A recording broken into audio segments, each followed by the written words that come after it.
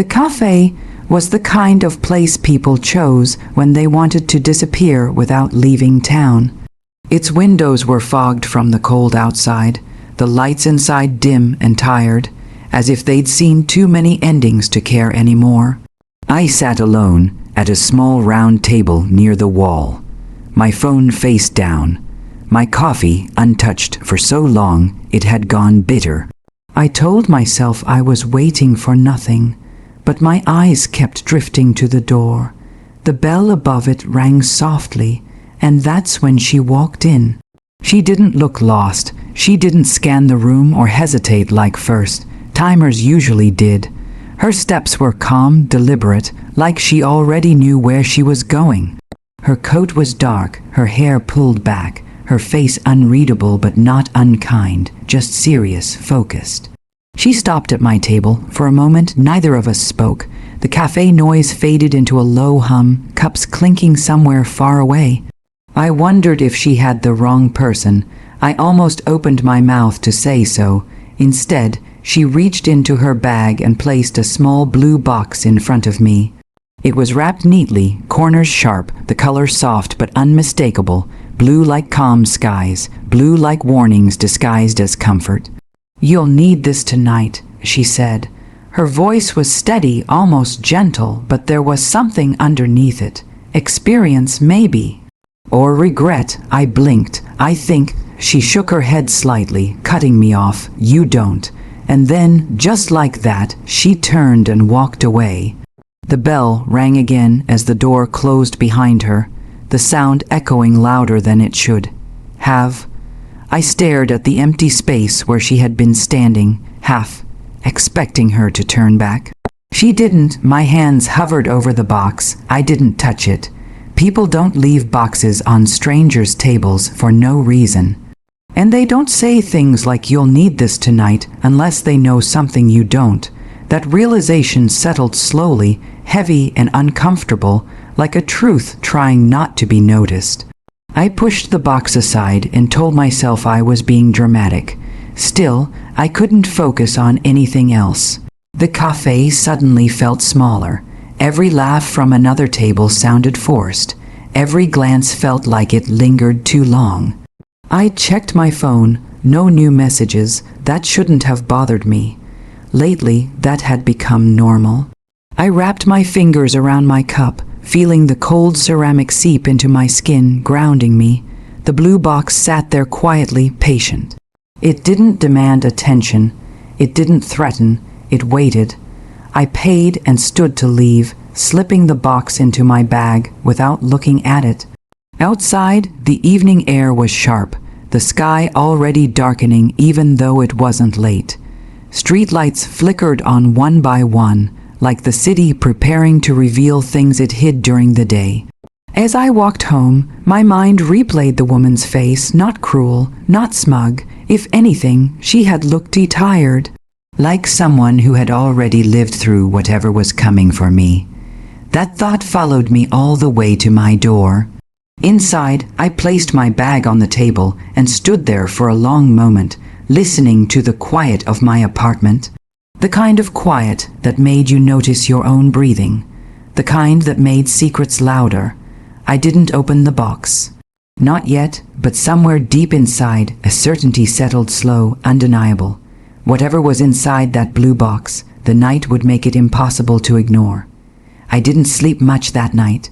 Not because of the blue box. I'd managed to tuck it into a drawer, as if wood and distance could dull its presence, but because my thoughts refused to settle.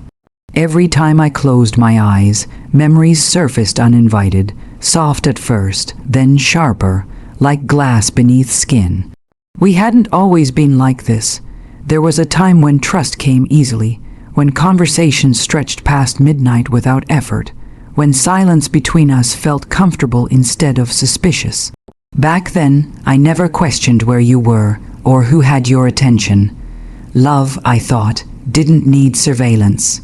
Somewhere along the way, things shifted. It was subtle, always subtle at first. A phone turned face down. A smile that arrived a second too late. Plans canceled with explanations that sounded reasonable, until you heard them too many times? I noticed, but I didn't confront. I told myself that trust meant giving space, not interrogating shadows. The blue box stayed unopened all day. I went through the motions of normal life, answered emails, washed dishes, nodded through conversations I barely heard. But everything felt distant, like I was watching myself from behind glass. My thoughts kept circling the same question, why me? By evening, the weight of unsaid things pressed harder. I found myself revisiting moments I had brushed off before. The night you claimed your phone died, but posted online an hour later. The way my name slipped from your sentences, replaced by someone or a friend. The laugh I heard in the background of a call that ended too quickly. None of it had been proof, just patterns. And patterns are easy to ignore when you don't want the answer. I opened the drawer and took out the blue box. It was lighter than I expected, almost fragile. I turned it over in my hands, feeling the smooth edges, the care with which it had been wrapped. Whoever left it hadn't done so in anger. This wasn't a weapon, it was a warning. Still, I set it down unopened. I wasn't ready. Instead, I pulled out old photos, smiles frozen in time, promises disguised as memories.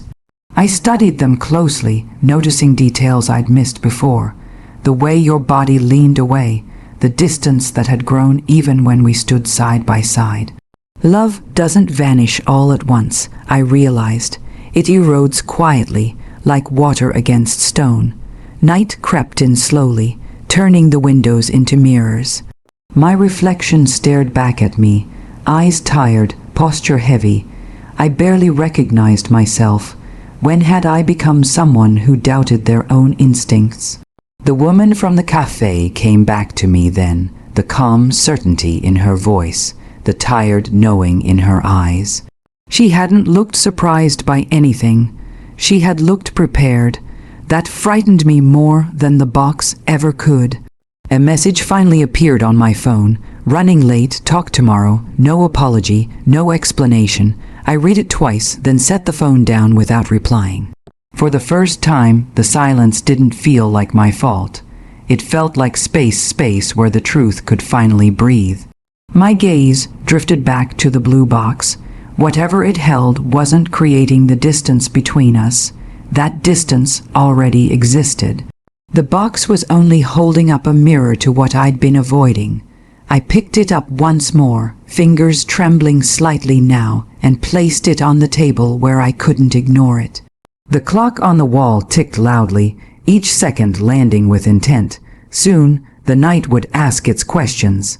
And I knew deep down that when the time came, the answers would change everything. Night arrived without ceremony. No thunder, no dramatic shift in the air, just the slow dimming of the world until everything felt exposed. Streetlights flickered on outside my window, casting long shadows across the floor, stretching familiar shapes into something uneasy. I stood by the window longer than I meant to, watching people pass below, couples laughing, friends leaning into conversations, strangers sharing moments I'd never know. Life moving forward, indifferent to the weight pressing against my chest. That's when I saw you, across the street, through the wide glass windows of a cafe I knew too well. The one you said you'd never been to, the one too loud, too crowded, not your kind of place. You were there. Not alone. You leaned forward, elbows on the table, smiling in a way I hadn't seen in weeks, open, unguarded. The kind of smile that didn't feel like an obligation. The kind that used to be mine. Across from you sat someone else, their hand brushing yours like it was natural, practiced. Like it had happened before. I didn't move, I didn't breathe. The world narrowed to that window, that table, that truth unfolding without shame. I waited for denial to rise up, for excuses to form automatically in my mind, but none came.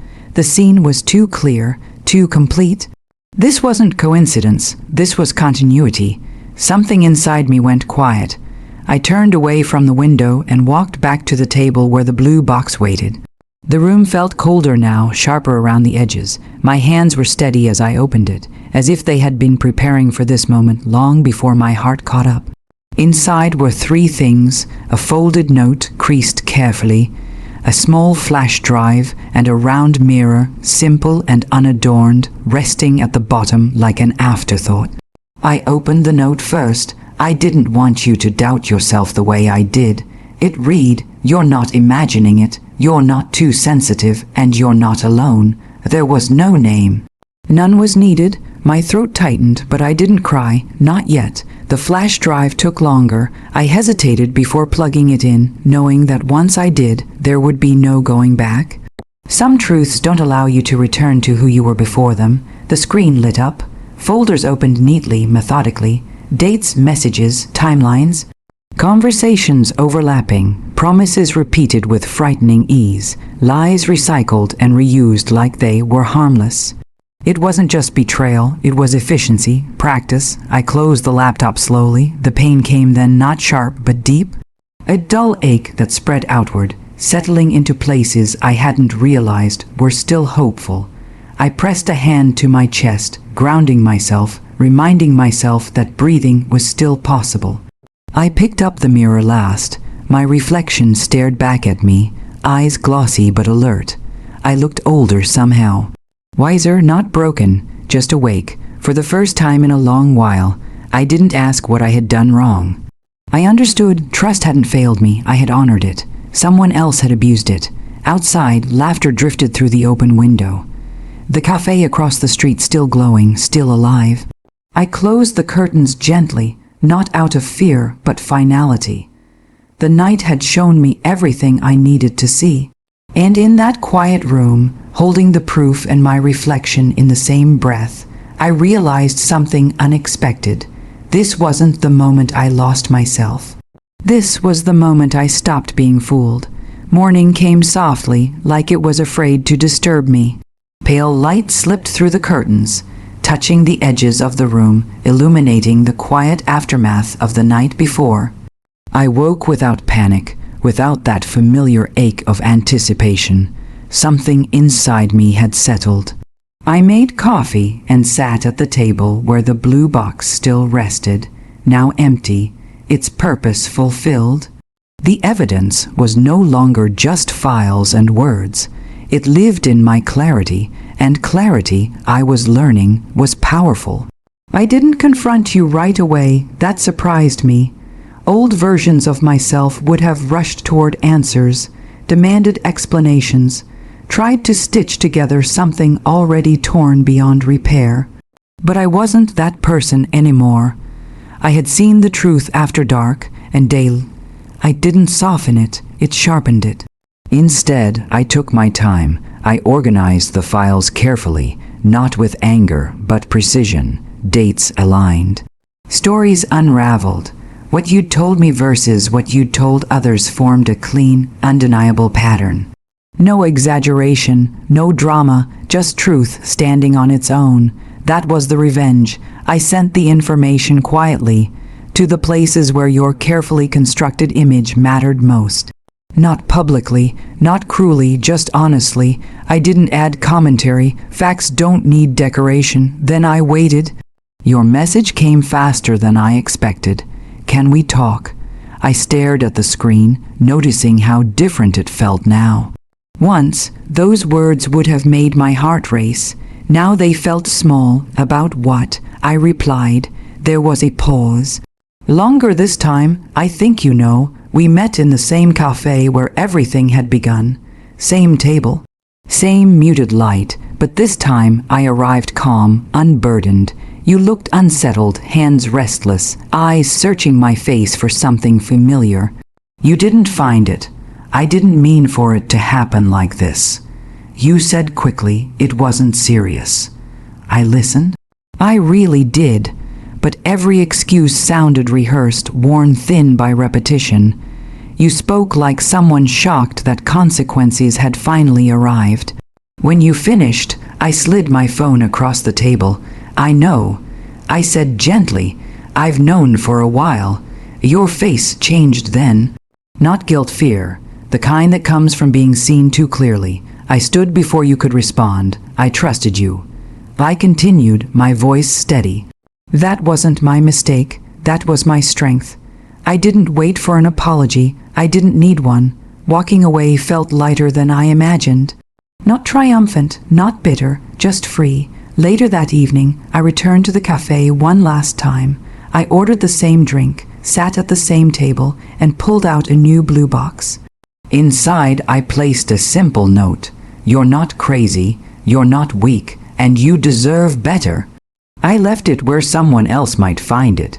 Someone sitting alone, questioning themselves the way I once had.